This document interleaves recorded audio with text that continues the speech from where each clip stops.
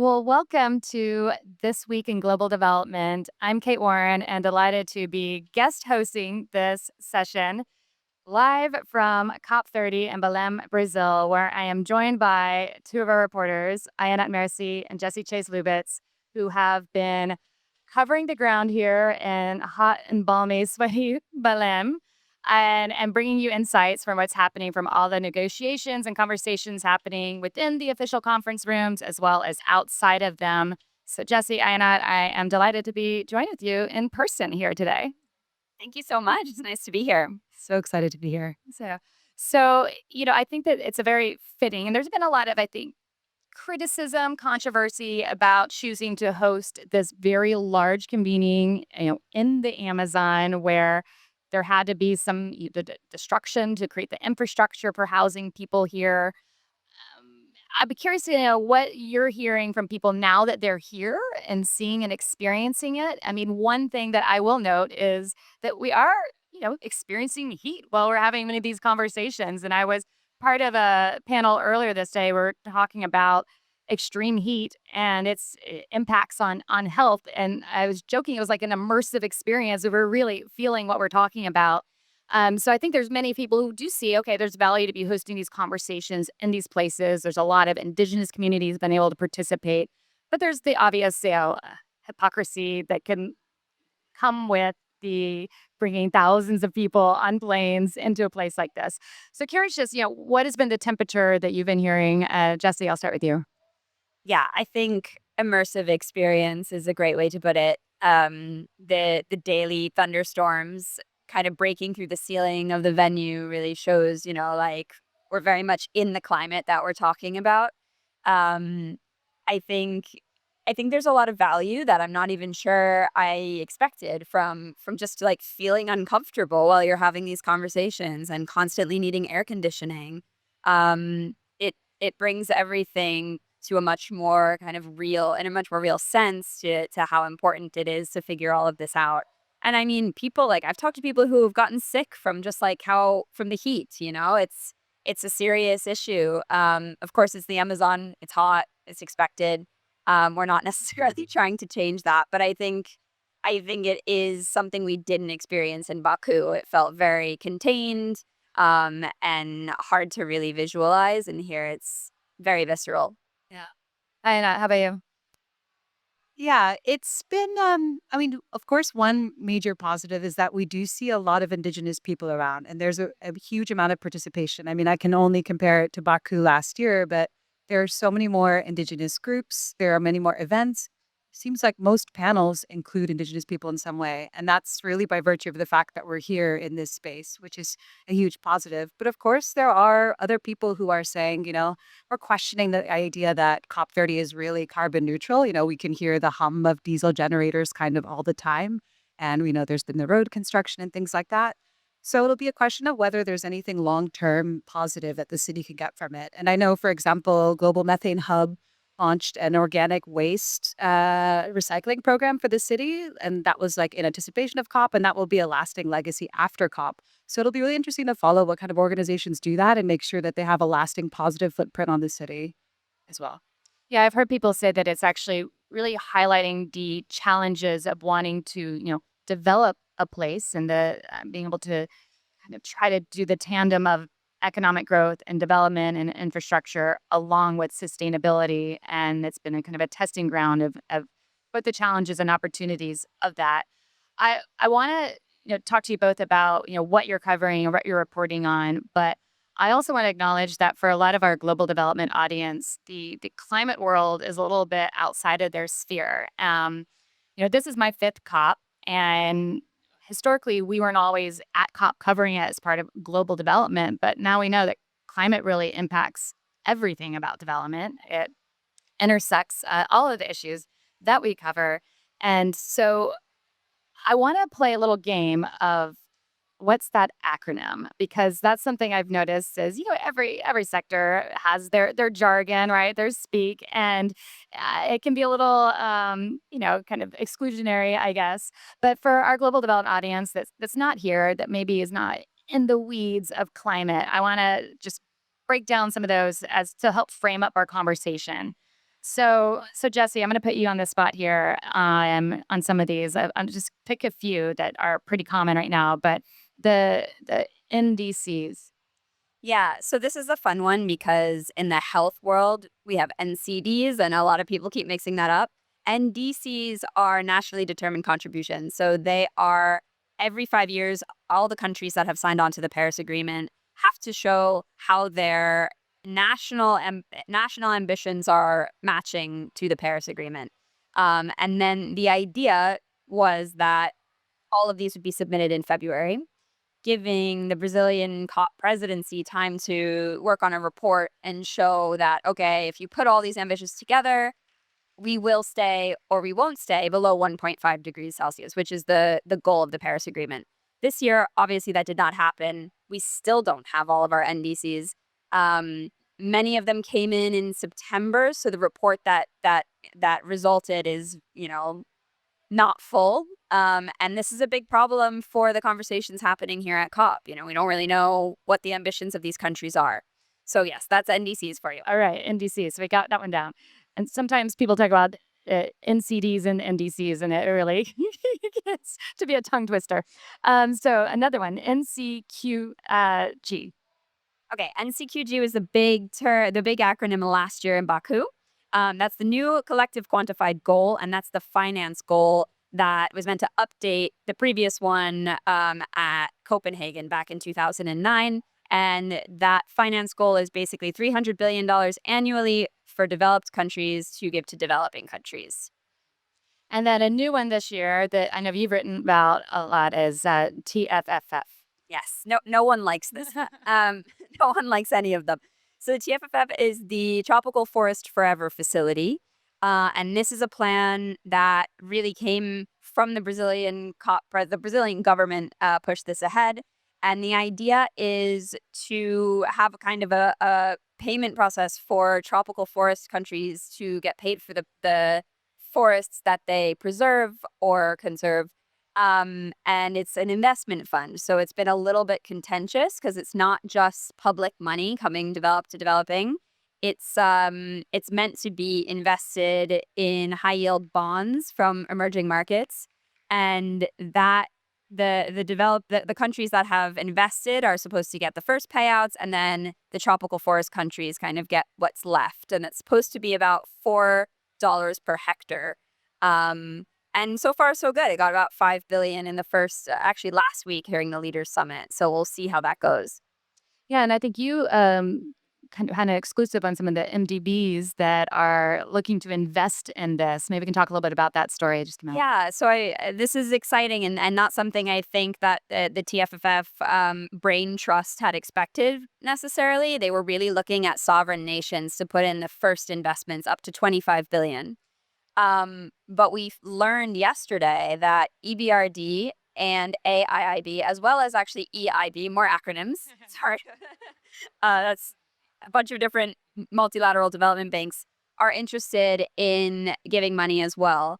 What we don't know is, one, how much they would give, which is obviously a big gap in our understanding, and two, whether that money would be counted as kind of a riskier investment where, when returns come back, they might not get those first returns, or if they're joining the less risky investments, which are mainly coming from private companies, and that's expected to be a little bit easier to get because it's not as risky. So we're still following that, but it is exciting to see these multilateral development banks finding this to be an interesting model. Yeah, before I came to Belém, I was in Sao Paulo where there were a lot of other gatherings bringing, investors and asset managers. And I think all of them are really excited about the opportunities they see to invest in nature. And, this is something that has grown over the years. And I think there's been a sense that it's either or, right? Getting returns or having impact. And there's been some really great examples. And I think there's a lot of hope that this is going to become a model for other parts of the world. Yeah, Ayenat. I was just going to jump in. I had a really interesting conversation with Leslie Masdorp of BII. And he was telling me, he's making the analogy of the green bond market, which 20 years ago was really started by the folks who could take risks. We're talking about multilateral development banks or DFIs, and those are the types of people who could really start out the green bond market. But 20 years later, it's a multi-trillion-dollar market, And so I asked him, is this something, so do you think that forests and nature-based solutions could be $1 trillion market? And he's like, sure. I mean, that's the hope. And so it's a really interesting analogy, right? Like we've gone so far with green bond markets in 20 years. So this is really pioneering in terms of when we think about what it could mean for the next 20 years. Yeah, and there's always this debate between mitigation, adaptation, and feeling a little bit of zero-sum game of where we prioritize resources. And, a lot of conversation I've been hearing is a lot of excitement around investments in nature and also agriculture, say regenerative agriculture is a way that you can actually address both mitigation and adaptation and get returns and just like real win-win-wins. And Ayenat, you cover a lot of the food and ag beat. What are the big, agenda items for that community here? Food has been more officially on the agenda in recent years and has really grown to not just being a side issue, but being core to a lot of these discussions. What are you hearing this week? Yeah, absolutely. And it's definitely core in the discussions, especially here in Brazil, which is, an agricultural powerhouse that feeds so much of the world. And it's also really interesting because we're coming at it from not just from the agriculture production strength of Brazil, but also it's made huge progress in reducing hunger in recent years. Actually, in the past 2 years, it lifted 40 million people out of hunger, which is just such a staggering stat. Like Lula has really made it a priority this term and from his first term in 2003 as well. His promise to people was that hunger would be reduced or eliminated. And this time he's really delivering. And so they have a lot of credibility on the world stage in terms of like, how do we fight hunger and how do we do it in kind of in a sustainable way? So I think those conversations are happening both. It's like, how do we reduce hunger and also how do we reduce emissions? And, even before COP officially started last Friday, we had the Belém Declaration on reducing hunger and poverty and human-centered design. I think that is Memory. I hope most of those words are correct. But a Belém Declaration on hunger. And that, it's a non-binding agreement, right? But it was basically saying that countries should invest in smallholder farmers. And it was important to have that on the UNFCCC stage because we haven't really had a declaration like that before. And I think it just indicates how seriously Brazil takes hunger and food issues. So that's a really interesting thing to watch and how it's implemented. We're going to have more conversations around it. We don't know much about the implementation, although there are some things, there are some measures suggesting like how it could be implemented. We don't know exactly what's going to happen yet. So that's something that we're watching really closely. This portion of This Week in Global Development is brought to you by Pivotal, which works to accelerate the pace of social progress for women and young people in the U.S. and around the world. We're proud to spotlight Pivotal's Action for Women's Health initiative that awards innovators who are shaping the future of women's health from North America to Southern Asia. I'm Catherine Cheney, Senior Editor for Special Coverage at Devex, and I'm thrilled to be joined by Serah Joy Malaba, Co-Chief Executive Officer of Tiko, an Action for Women's Health awardee. Serah, thank you so much for joining us. Happy to be here. So I'd love to start by hearing a little bit more about what inspired your work and what specific challenges you set out to address. So what inspires me to come to this work first and foremost is my own personal loss. At the age of 24, I lost both my parents to HIV, and at the time, the world around me completely collapsed. I was grieving and trying to raise my 3 siblings who are younger than me, and that's when another woman showed up for me. Her name is Professor Ruth Onyango. I was working with her as an intern, and what she did for me changed the trajectory of my life. She turned me into a paid worker, which afforded me a salary, and so I was able to raise my siblings.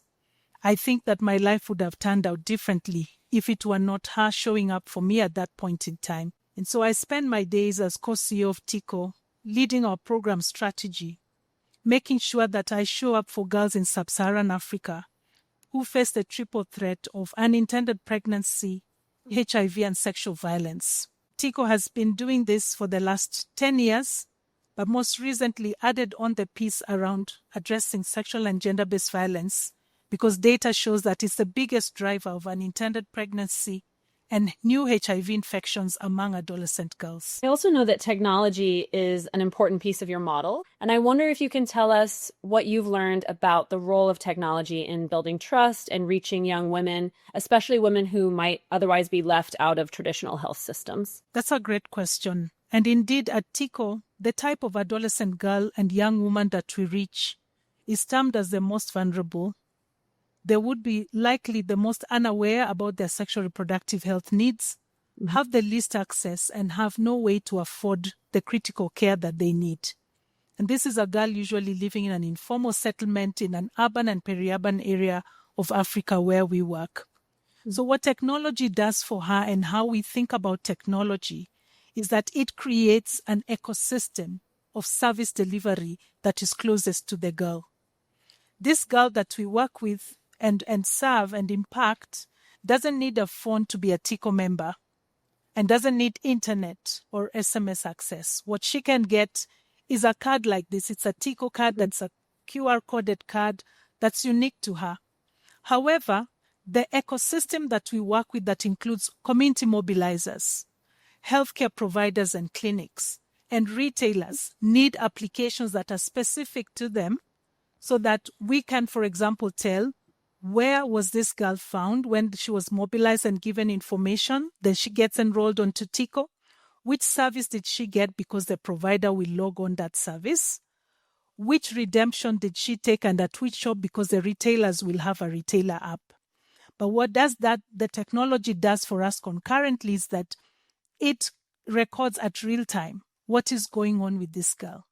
And we are able to make her visible. Otherwise, she would have been invisible. We can tell where the health system breaks down for her, if she comes for one or multiple services. And so we are able to leverage on technology as a means of finding her, following her, and supporting her user journey so that she does not only start on care, but can continue on it. I know your model relies on collaboration. You're linking users, health providers, and private sector partners through this single digital ecosystem.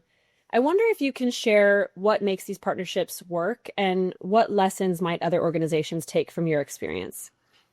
There are fundamental aspects of what makes this model work. And I think the most important one is that we have a shared value around making the system stop failing adolescent girls.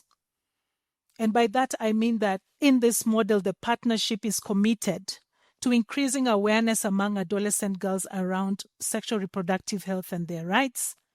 It is committed to expanding access, and that's why we can leverage on both public and private facilities that exist closest to the girl. And we believe in removing costs for this girl because, as I said, this is a girl who is living in most disadvantaged circumstances in an informal settlement in an urban area.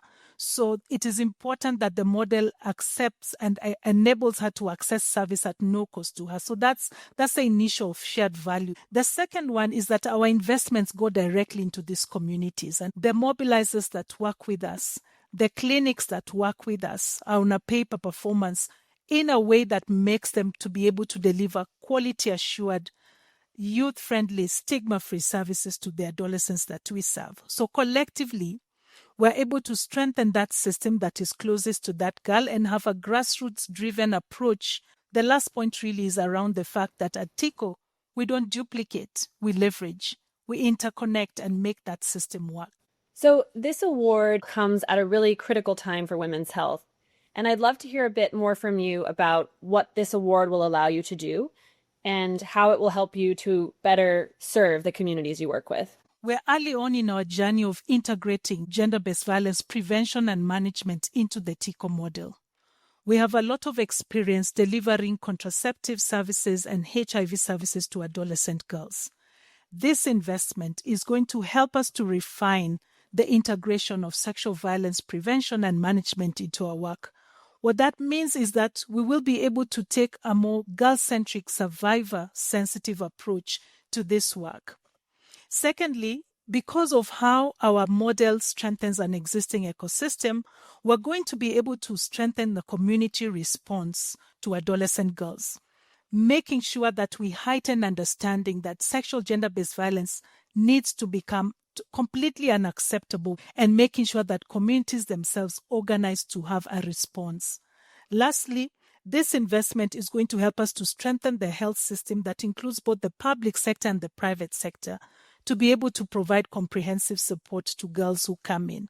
And so we are looking at impacting 3.5 million girls at minimum, with an integrated model that ensures they are screened for sexual violence, they have awareness around it, and that the communities around them build a support structure to ensure that in the event that they survive violence, they will have the most critical care so they can be resilient and really achieve their life's goals. So I'm excited to follow what you do with this award and would love to just hear you expand on what's next for your organization and what you hope that others take away from your work. I would say whether they're tackling these challenges or other challenges in global health and development. We are working really hard in the next 5 years to figure out what an integrated approach to sexual reproductive health looks like. We are working to ensure that we can demonstrate a model that works for girls, a model that indicates that sometimes girls show up in the health facility to ask for a contraceptive service, but what really they need is somebody to address a rape that happened yesterday night, with both a biomedical response but a critical legal support and also protection support that girls need. The other thing that I'm hoping that we can all learn is that we need to invest in the lives of girls for the long term. We will leverage on this resource to ensure that governments can also co-finance on this response, as well as other private philanthropy and private sector within the countries where we live. And so this is going to be a catalyzing investment for us that can indicate how long-term investment in an integrated model needs to look like for the adolescent girls and young women in sub-Saharan Africa. Thank you for all you're doing to, as you put it, figure out a model that works for girls. Looking forward to following your work, and thank you so much, Serah, for your time. So something that I think is particularly unique about COP compared to some of these other, UN-led convenings that we often are covering is just how long it is. It's 2 weeks. So it's, some people come for part of it. You both are here for the long haul, to the bitter end, as we say. But Jessie, maybe you can kind of talk through, what is happening over those 2 weeks? What is happening now, and what are you expecting to happen next week? Yeah, it's a real test of stamina. And I'm grateful to have had a year doing this so far so that I could be more prepared this year to pace myself. Basically, there's kind of two parts of this that we're following. So you have the negotiations on the one side and then everything else on the other side. On the negotiation side, we're still kind of waiting on an agenda. They have agreed to move forward on the topics that they agree on, but there's 4 areas where they're still doing consultations, and that means that they haven't decided how to add them to the agenda or if they're going to add them to the agenda. Ideally, and it's planned to end by Saturday, which means next week what we'll see is full on, agenda items, and things will start to heat up. Everyone will feel, time ticking. Right now, I think part of having this be 2 weeks means there's less urgency in the first part, and then by the end, everyone's like, oh my God, there's no days We're left. also ready to get home. So it's Yeah. And it always goes into the weekend. You kind of just plan to be here through the weekend. But on that other side, which is the everything else side, you just have constant events, both in the blue zone and the green zone. And that's really varied. I mean, we've had these sort of thematic days throughout the first week, but the themes are there's 8 themes per day, so it's hard to follow. I think we're going to see a lot of turnover. So you have a bunch of people here this week. They do those events, and then the second group comes in next week. But I don't think there's going to be a whole lot of variance on the events. It's just going to be a kind of a continuation of that. And when we think about the development community that's showing up here, and the other thing that strikes me about COP is that it really brings a wide swath of people from all kinds of backgrounds and types of organizations. And so you're often in a room with people you might not normally talk to, and particularly from the development community side. But I know for some of the people you've been talking to, that particularly from the development side, what do you think they're looking to see happen this week? They want to have come out of these negotiations and then the final agreement. Yeah, I mean, I think, for example, for food, I was speaking to people in the food community who are kind of simultaneously tracking the official negotiations and the unofficial ones, right? So the unofficial ones are something like the Belém Declaration. So people are wondering, how will we measure progress towards supporting for smallholder farmers? How will we measure progress on these ideas that were laid out?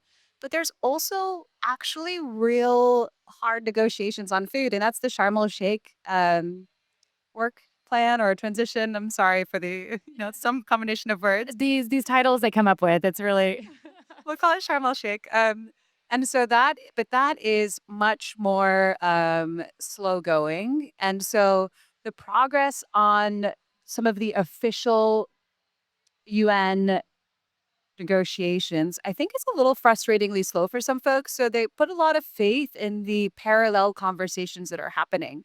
So I think that's kind of one thing for the development community to have the eye on the ball in terms of like the actual negotiations, but sometimes that doesn't actually matter as much as the things that are happening outside.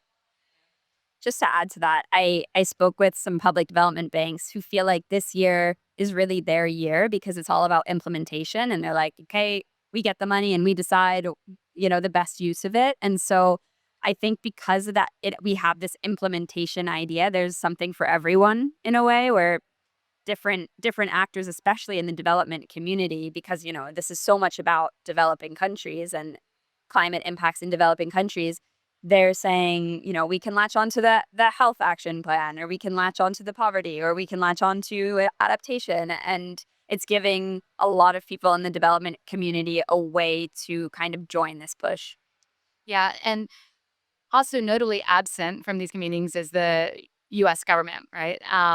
Do you have Governor Gavin Newsom from California who's been making the rounds, which I find interesting, and even cutting bilateral deals between California and other countries as being, the fourth largest economy. And so I'm curious here, kind of what the impact is of not having, U.S. administration voices as part of these conversations. But then also something else that has really struck me is how important it is to center, mayors and governors, and how so much of the action when you are hearing about is happening at that local level. And so many of the conversations are centered around that's where the implementation happens, right? It's just it happens more locally. And then connecting how these large multilateral organizations can help facilitate that. But Jesse, what are your thoughts on, are people missing the Americans or not? No one's missing the Americans. I think you'll hear this again and again. If they're not going to be a part of the process, it's better that they're not here trying to derail it. But I don't think a governor has ever been so popular. I mean, you can see that there's this real thirst for U.S. leadership here, just in how popular Gavin Newsom was yesterday. And there were other mayors and other governors here as well who got a lot of attention. And so, while it's nice that they're not here to derail the conversation, it's a massive loss to not have them here. Like, no climate movement can be as full without them, because it's such a huge economy and the second biggest emitter. So we can't forget that part. Yeah. As far as sort of I don't know if you want me to talk on the kind of power of the mayors and the cities and stuff. Yeah, well, Ayenat, why don't you jump in there and then let's go into them. Yeah, I just think one thing that was also interesting is that, Gavin Newsom was here and he was like, very popular, as you were mentioning. And they did sign a lot of agreements. I think in the past, what you see with Californian bilateral agreements has been a lot of, developed countries. So he was speaking at the German pavilion, for example, and they have a lot of partnerships between California and Germany and German states and such. But they also are having, I thought it was interesting, they also signed some agreements with developing countries. So they actually signed an MOU with Kenya, for example, to boost trade and support green transport. So I think that's something really to watch too, right? Especially for our communities. One of the largest economies in the world. So what can that mean and how can that change development in the global south? I think that's a really interesting trend.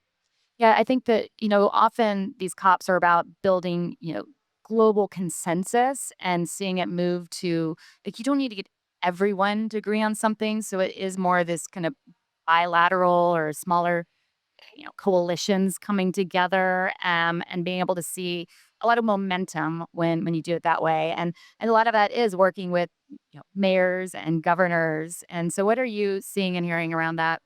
Yeah, I just before COP in Belém started, there was a massive gathering of mayors and local leaders, I think in Sao Paulo. It was in Rio. Okay, there were a few different events, and that seemed to be really successful. They've been able to really push their agenda to say, cities want a seat at the table, and we want direct climate finance to come to us, which is a pretty big deal. And I think seeing Gavin Newsom here say we still care about climate just underlines that maybe we do need to be bringing these subnational leaders into the conversation. And so it's exciting to see because they also have more capacity to implement these changes on the ground because they're closer to the ground. And so we'll see how that moves forward. It was in the Baku to Belém roadmap. We'll see what comes out of the final text. Just to jump in, I was at a panel earlier today about methane, and it was a bunch of city representatives. So someone from Florianopolis in Brazil, someone from Accra, someone from Zanzibar. So there were all these city leaders talking about and exchanging ideas on how they can effectively recycle organic waste. And obviously that is a huge problem in terms of actually like waste recycling and waste management, but also from an emission standpoint. And I thought it was really interesting that there were people who are really these practitioners, people who get their hands dirty, exchanging ideas about how they can more effectively manage organic waste and how they can access climate finance to do that because it is reducing methane emissions. So you see a lot of city practitioners here, and that's been a really interesting thing to see. So I want to just talk a little bit about the stories that you're working on and coming out. I know you've been doing some stuff around the fund, both loss and damage fund, which that's a big important. And I think you have a story coming out on that. Can you talk a little bit about where that stands right now? Yeah, so this is something that it's been really interesting because when I talk to people in the development community, they're like, wow, this is happening really quickly. The fund was just established a couple of years ago and, it already has an executive director, it has some money. It's like, how's it call for proposals? And then you talk to civil society, they're like, oh my God, this is the slowest thing in the world. Where's the money? So I guess the truth is somewhere in between. So they appointed an executive director last year. And this year, they have, at the first day of COP, they announced a call for proposals. So this is a fund for responding to loss and damage. And this, as you can imagine, loss and damage is a huge issue. The amount of money that countries need in order to address loss and damage, which is not just from extreme weather events, it's also from slow onset issues like sea level rise, is a huge amount of money.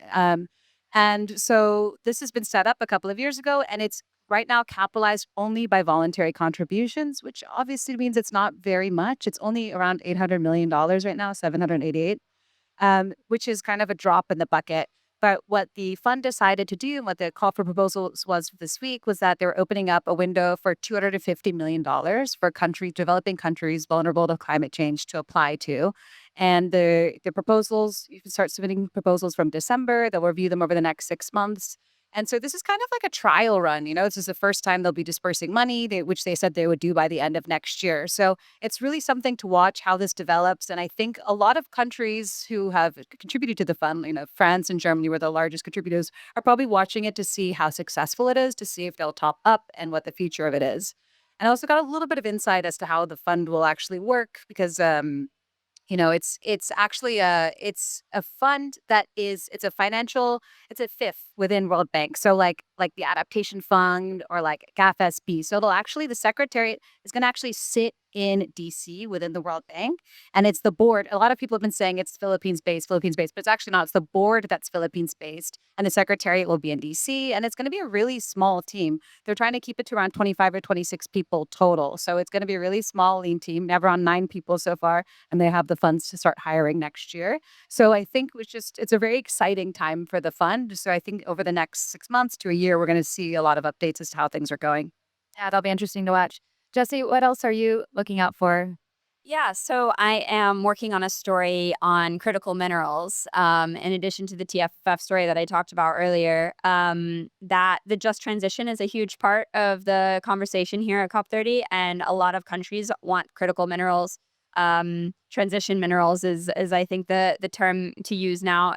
They want to see it as a key aspect of the just transition.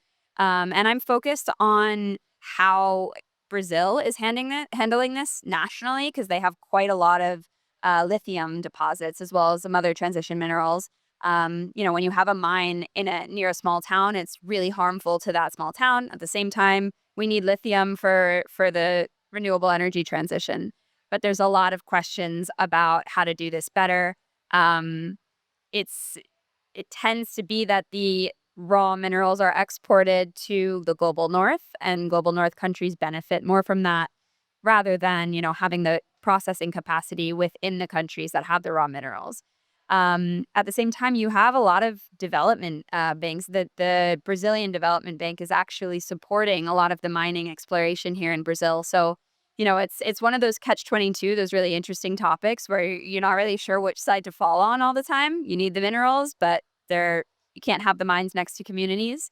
So it's been a fascinating topic to research, and that story will come out soon. It's not out quite yet. Yeah, is that a story that we used to think of as a development story, but it really increasingly is? Yeah, I mean, these minerals are essential for the energy transition, which is key to development now. If we cannot, if a nation can't develop with fossil fuels, what can it develop with? And these are the things that are going to power the energy sector in countries. And developing countries tend to be the ones that have more of the deposits of them. And to make sure that they're actually capturing the value of that, as many are looking for more resources to be able to fund their own development, and the wake of USAID and other funding cuts. Exactly. So it's a real opportunity. Well, thank you both. Do you have anything fun planned while you're here in Belém to try to see a little bit of the culture? Or I hear there's a theater downtown that was built back in like the 1800s or something by the Europeans when they were here during the rubber rush. So I really want to go see the architecture there, but who knows with what time? I don't know. yes. So I'm really hoping to see cool birds. So Yeah. I'm just going to look out the window over the weekend and hope for the best. Well, no, there's a lot of music and festivals happening too. So hopefully we can break away to see a little bit of that. But you all are writing a daily reporter's notebook. So make sure you are checking that out if you want to cover all of follow all of Ayenat and Jesse's coverage, as well as some special edition newsletters that we're putting out. So you'll be reporting on all the conversations, all everything that's happening at the negotiations, as we say, to the bitter end. So make sure you drink lots of water and pace yourselves. But thank you. And thank you for tuning in to This Week in Global Development. Thank you.